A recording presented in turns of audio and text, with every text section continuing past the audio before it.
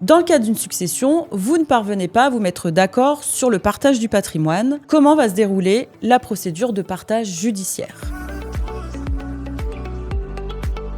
Je suis Élodie Seurat, je suis avocat en droit des successions et des libéralités et je vais vous expliquer comment se déroule une procédure en partage judiciaire. Avant de se lancer dans une procédure de partage judiciaire, il est obligatoire d'avoir au préalable tenté un partage amiable. C'est même une condition de recevabilité de l'action en justice. Si la phase amiable a échoué, vous pourrez saisir via un avocat le tribunal judiciaire d'une demande de partage judiciaire. Comment cette procédure va se dérouler ?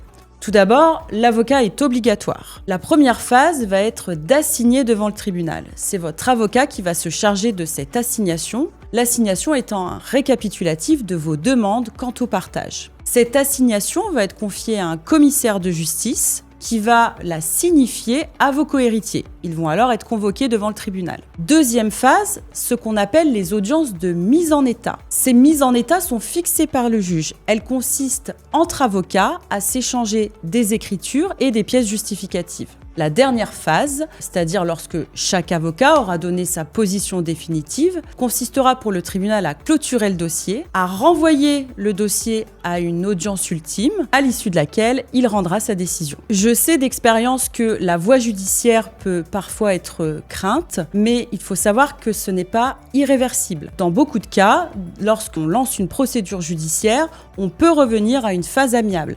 Et d'ailleurs, ça permet parfois de décanter les choses et de revenir à la table des négociations.